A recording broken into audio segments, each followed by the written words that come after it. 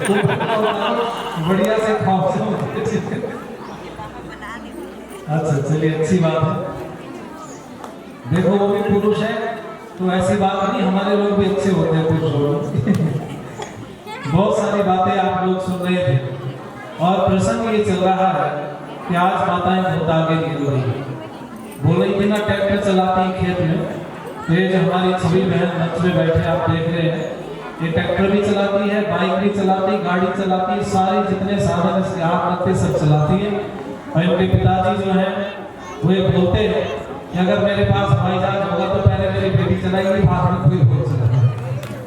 तो बेटियां आगे निकल रही है, लेकिन इसकी किसकी वजह से निकल रही है, इस विषय पर हमें आज चिंतन करना पड़ेगा।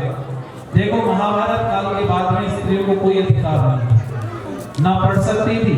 ये मंच पर जहाँ बैठी हूँ ना बहन जी, इतने बड़े पवित्र मंच पर स्त्री मंच पर नहीं चढ़ सकती।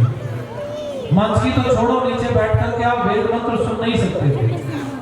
ये जो स्थिति समाज देख रहा था, कोई विधवा हो जाती थी तो उसका दोबारा विवाह नहीं करते थे, या तो पति के साथ में उसको जल करके मरना पड़ता था, या फिर सारा जीवन सफेद कपड़े पहन करके रहना पड़ता था।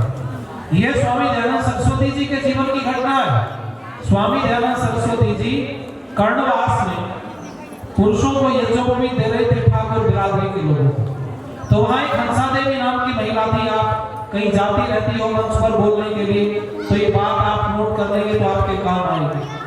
हंसा देवी नाम की ठाकुर ने थी जो 5 गांव की मालकिन थी। उसने ठाकुरों से कहा कि ऐसा कौन व्यक्ति आ गया जो तुम्हें जनेऊ पहना रहा है, मैं उस व्यक्ति से मिलना चाहती हूँ। तो उन्होंने कहा एक स्वामी जी आए हैं जिनका नाम है दयानंद सरस्वती, वो पुरुषों को ठाकुरों को जनेऊ पहना रहे हैं। तो उसने कहा जाओ मैं उससे मिलना चाहती हूँ।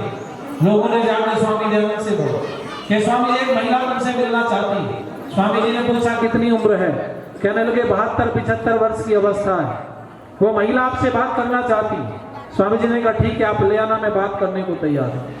ये हंसा देवी नाम की ठाकुर ने और स्वामी दयानंद आमने सामने बैठ गए और स्वामी दयानंद सरस्वती ने हंसा देवी से यही पूछा, बताओ माता जी क्या कहना चाहती हो, क्या कष्ट है। तो हंसा देवी ने दोनों होठों को दांतों के बीच दबाया और फूट फूट के रोने लगे। स्वामी जी ने कहा ऐसी तो कोई बात नहीं बोली जिससे आपको आघात पहुंचा हो, मैं अपने शब्द वापस लेता हूं अगर ऐसा लगा है आपको, लेकिन बताओ तो आपको समस्या क्या है, क्यों रो रही हो। तो हंसा देवी ने उस समय पर कहा है कि छोटे छोटे बच्चों का विवाह कर दिया जाता है, इलाज के उतने साधन नहीं है। अगर बेटी मर गई है तो वो 3, 4, 5, 10 जितने मर्जी विवाह कर सकता है, लेकिन अगर बेटा मर गया है, उसका पति मर गया तो उसको सारा जीवन सफेद कपड़े पहन के रहना पड़ता है। स्त्री को कोई अधिकार नहीं है। कान में शीशा पिघला करके डाल देते हैं, जीभ तक महिलाओं की काट ली जाती थी। ऐसी परिस्थितियां ये दुनिया झेल रही थी। हाँ, ये हमारी 2 माताएं आई हैं अभी बहनें, तो इनको एक चौहान बहन जी ऊपर बुला रही है मंच पर। आज अगर आप नहीं आई तो ये इशारा करती रहेंगी और मैं बोल नहीं पाऊंगा। आज बहुत बढ़िया, जो दोनों आ जाइए मंच पर। आज ये महिलाओं को ही समर्पित है कार्यक्रम। जो पुरुष है वो किनारे कर दिए गए हैं, आप देखो दोनों तरफ किनारे पे बैठे हैं पुरुष, बीच में महिलाओं का ही है पूरा कार्यक्रम। आप आ जाइए बहन जी मंच पर और बाकी माताएं बहनें ताली बजा करके इनका स्वागत करें। आइए। आज का जो कार्यक्रम है वो माताओं के ऊपर में है, कल गौ माताओं के ऊपर में था, आज माताओं के ऊपर में चल रहा है। हाँ डीजल पता आज माताओं के ऊपर में चलेगा। ये हमारे बने उमेश अग्रवाल जी हैं, पत्रकार भी हैं और हमारे आश्रम के विशेष सहयोगी भी हैं। बहुत बढ़िया भाई। हाँ, हमारे हैं हमारे खबीरों यादव जी, ये हमारे विशेष सहयोगी हैं। हमारे बस आश्रम के नीचे ही इनका सब खेती बाड़ी घर। बहुत बढ़िया, ताली बजा करके स्वागत करेंगे। चलिए आपका समय दीजिए। तो आज मैं कह रहा था इन दोनों हमारी जो बहनें आई हैं मंच पर, मैंने कहा आप निसंकोच आ जाओ मंच पर। आज महिलाओं का ही कब्जा है, पुरुष किनारे हैं, हम भी किनारे, देखो वो भी किनारे, बीच में आप ही है। और भैया माताओं के बिना काम कहाँ चलेगा। अगर इनकी बुराई कर दें, रोटी नहीं मिले हमें घर में शाम को जाके, तो पूरा का पूरा तो सब माताओं की कृपा है।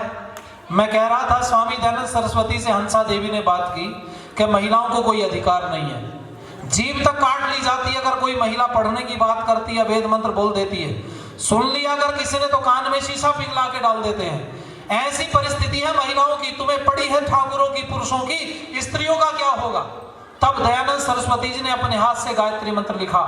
और मैं सब माताओं को कहूंगा, ये जो आप ओम भूर्भुवः स्वः का जाप करती है ना गायत्री मंत्र का, आज कई महामंडलेश्वर इसका भी विरोध कर रहे हैं।